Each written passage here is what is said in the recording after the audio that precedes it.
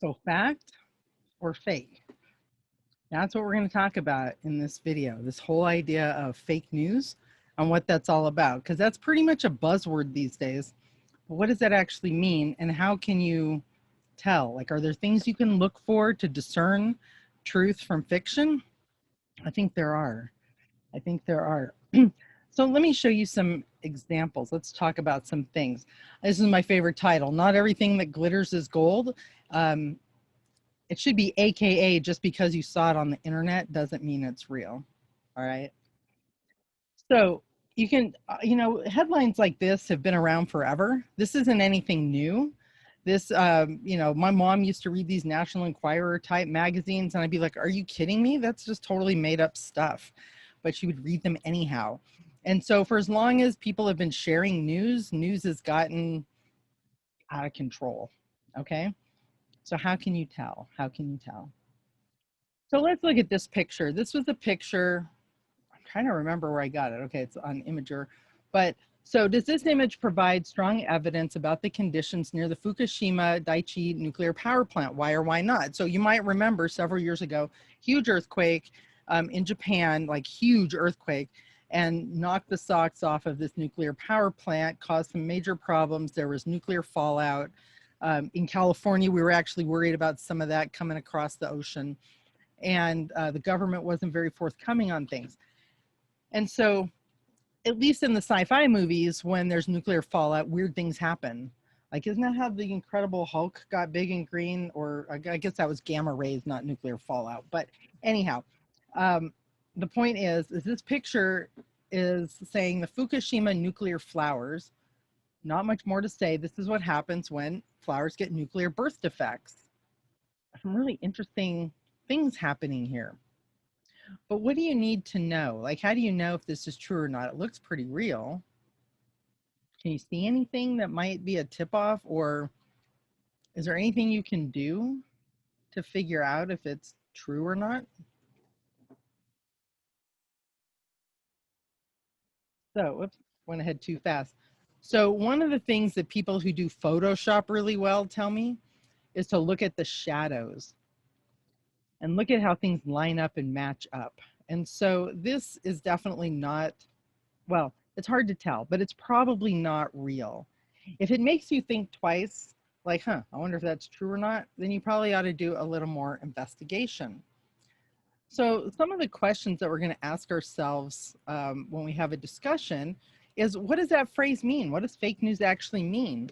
And how do you know, like, have you fallen for this kind of fake or inaccurate news?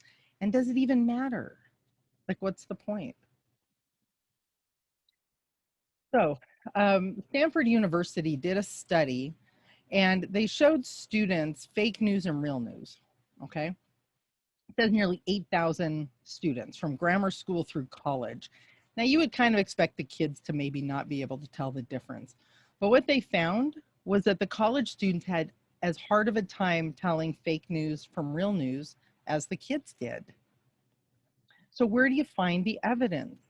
So let's look at some pictures. So this is a picture that went around the internet a couple years ago.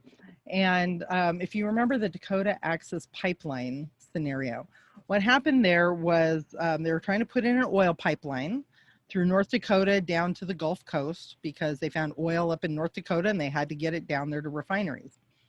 And the problem is it ran either right through or really close to some Indian territory. And the Indians weren't happy about that because, you know, oil pipelines break and spill and get into your water and all kinds of things. So there was, for quite a while, a number of protests happening.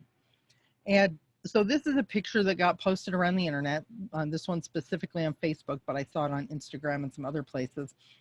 And it said, "This is why the media won't show the protest on the pipeline. Stay aware."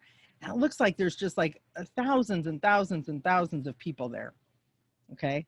Almost 412,000 shares as of the time I took this picture, which is like 4 years ago now.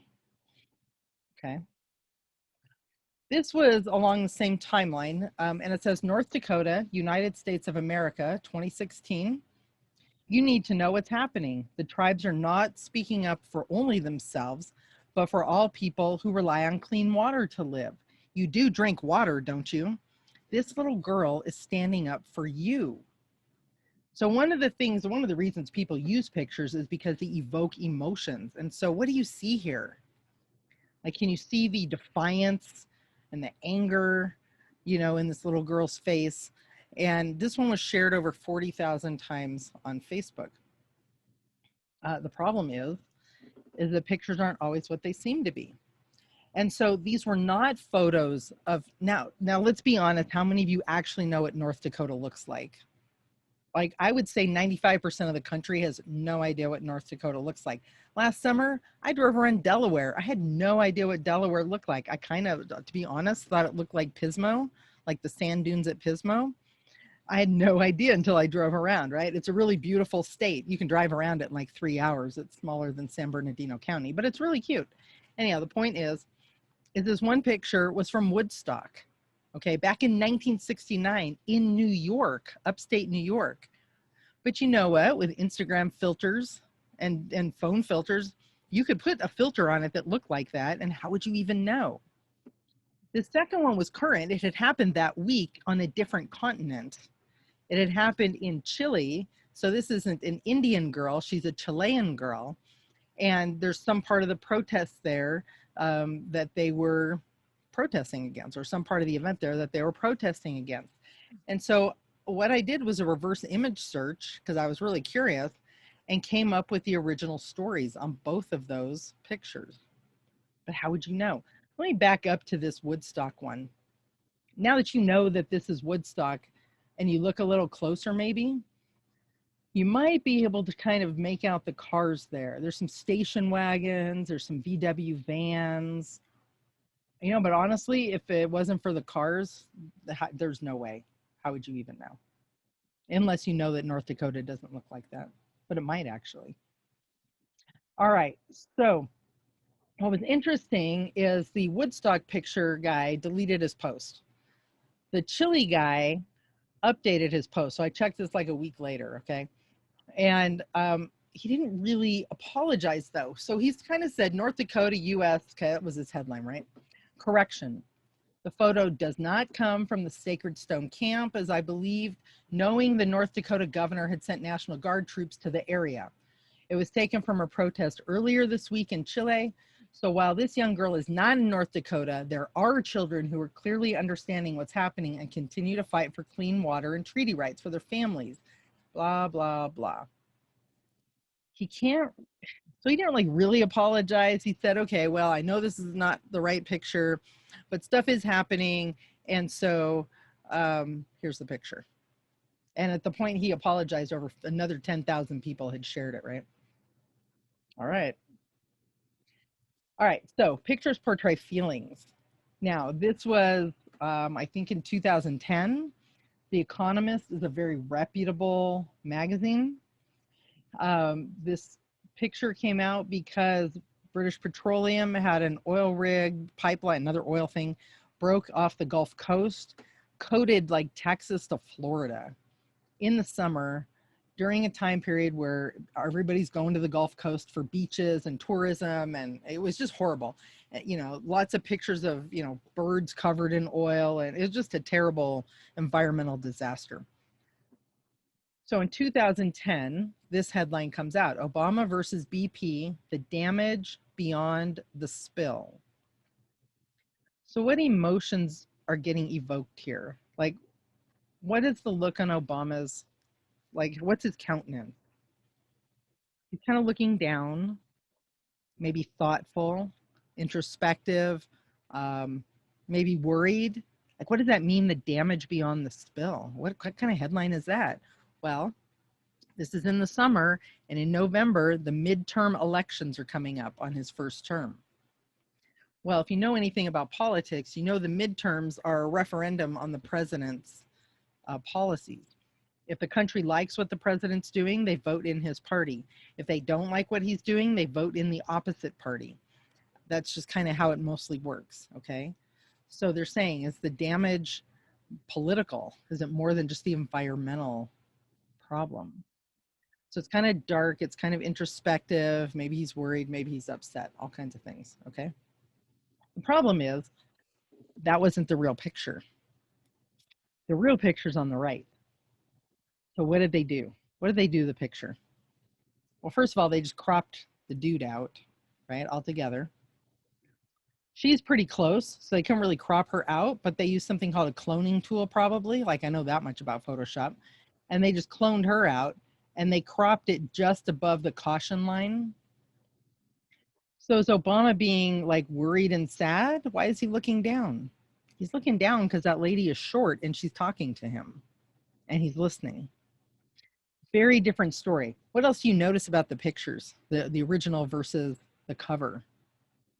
You notice that the cover one is a lot darker, like they've darkened up the shade of everything, like a little ominous, you know, oh, the damage beyond the spill. And this is from a reputable magazine, right? They've got a good reputation. So here's something a little more recent. So that girl, what's her name? Greta Thorn something. Anyhow, I should know her name, right? She sailed across the Atlantic and she kind of went a lot of places and was protesting climate change. I think she was about 16 years old. So in all these major cities around the world, there was climate change protests. And so this got posted by someone, by a lot of people actually, saying, oh, those darn climate change people, they came to the park, and this is in London. They came to the park, they're protesting climate change, but look at all the trash they leave behind. Like, isn't that ironic? Isn't that hypocritical? Look at all that trash those climate change protesters left behind. And so it says aftermath of the climate change protests. And I saw this all over the place. So about a year ago, 210,000 shares, 6.6K reactions. I saw 4 different people post this. So I thought, well, what the heck's this all about? You know, look at the comments, morons. This is what it looks like after Earth Day, pathetic hypocrites, like all these people, right? So I thought, okay, what's the deal here? I got to figure this out. So I looked up the picture and I did a reverse image search. And here's a post that came up from the Royal Park Service in London. So this is kind of like the National Park Service. Okay, their job is to take care of all the parks. And in April, they had posted this picture. Okay, so as of April, it had almost 10,000 likes on this picture. And they are saying there's a lot of incorrect information doing the Twitter rounds this morning. This post is the result of an unofficial event in Hyde Park on Saturday, not the Extinction Rebellion protesters in Marble Arch. So it's not the environmentalist protesters, it's this other event. It costs us millions to clean litter every year. Please take it home. So the reason I'm pointing to this out, let's go back to this other picture. So this picture saying, here's what it really is, has not quite 10,000 reactions. This one has 6.6 thousand reactions, but 210,000 shares. How crazy is that? Which one got the more press, right? And this was on Instagram, I believe. And what's interesting is the actual festival organizers came out and said, here's the picture. This wasn't the climate change people. We're having a hemp festival and people got a little carried away and they made a huge mess and they're probably stoned. And so they didn't say that, but they, you know, they took off without cleaning up their trash. It said, you guys need to do better. And then it said, edit, posted in the comments, but all this ended up being cleaned up by a crew from Extinction Rebellion, which included the absolute eco-warrior legend Swampy, whoever that is. Anyhow, the point is that the environmentalists came and cleaned up the mess that somebody else made that everybody blamed them for making. So just be careful. Just because a picture matches a narrative doesn't mean that it's true. So it took me literally like 5 minutes to verify all that information. It took more time to put those slides together than it did to figure out where those sources actually came from. Take the time. So how to spot fake news. Pay attention. So this segment right here, how to spot fake news. These are a couple of really good tips. Consider the source. Like, where does it come from? Who's posting this? What's their mission? Read beyond the headlines.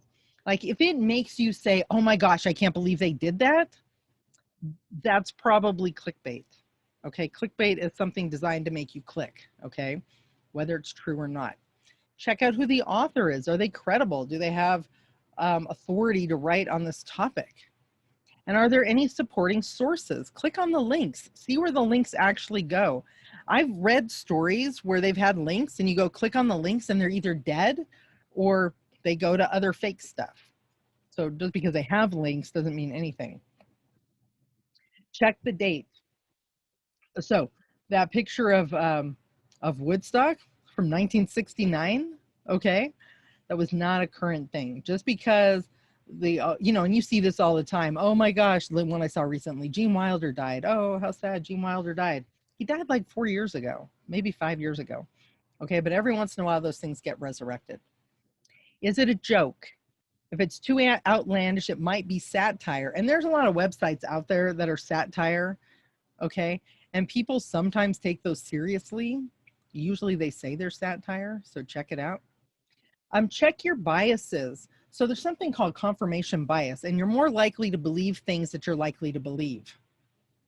You're more likely to believe things that you're likely to believe, things that already match up with what you already believe.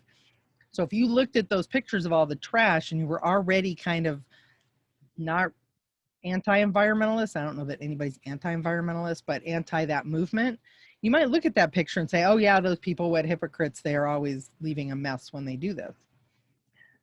So kind of check your own biases, and then ask the experts. Ask a librarian, consult a fact-checking site, see what's out there.